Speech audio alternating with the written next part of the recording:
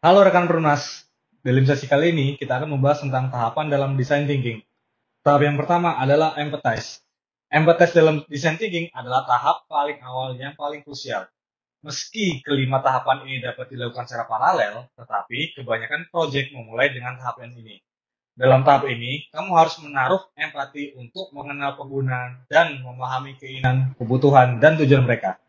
Tahap ini juga mengharuskan observer untuk meninggalkan sejenis asumsinya terhadap pengguna dan mulai memahami insight pengguna. Untuk melepaskan diri dari asumsi, kamu bisa apa yang dilakukan pengguna, bagaimana dia melakukannya, dan mengapa ia melakukannya. Ketiga pertanyaan tersebut akan membantumu melakukan observasi yang objektif. Agar dapat memahami pengguna dari sisi psikologis hingga emosional, kamu bisa berinteraksi secara langsung dengan pengguna. Namun, saat ini sudah banyak cara yang bisa digunakan untuk memahami pengguna. Misalnya, seperti menganalisis feedback produk dan mengidentifikasi perilaku pengguna di media sosial. Terdapat 3 langkah pada empathize. Yang pertama, observe, yaitu memahami bagaimana user kita berinteraksi di sekitarnya. Apa yang mereka pikirkan dan rasakan untuk mengetahui apa yang mereka butuhkan dan inginkan. Yang kedua adalah engage, yaitu masuk ke interview langsung sehingga mendapatkan persepsi primer dari user tersebut. Yang ketiga adalah immerse, yaitu letakkan diri kita pada posisi user untuk lebih memahami kebutuhan sebenarnya dari user tersebut. Tahap empati. Yang pertama adalah kosongkan asumsi. Yang kedua, apa, bagaimana, kenapa.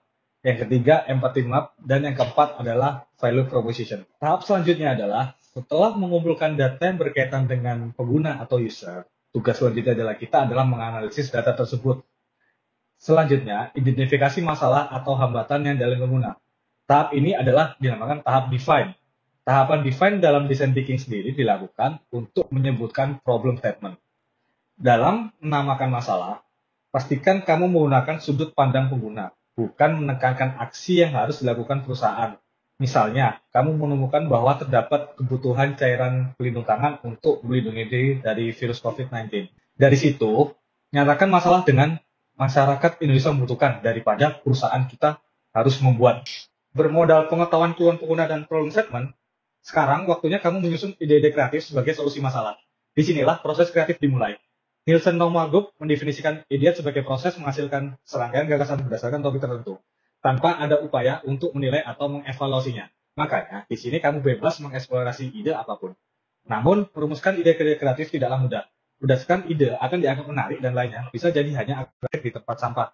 Oleh karena itu, di tahapan ini kamu dituntut untuk berpikir out of the box.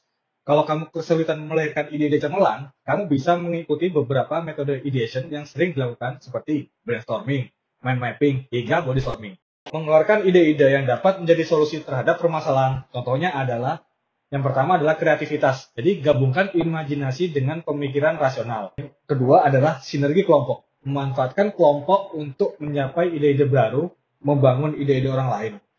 Yang ketiga adalah transisi, yaitu mengidentifikasi masalah atau tantangan pada eksplorasi solusi. Yang keempat adalah brainwright, yaitu membutuhkan persepsi yang kreatif dari sekelompok orang. Dan yang terakhir adalah mind map. Partisipasi membuat jaringan hubungan, mencari koneksi antara masalah dan solusi.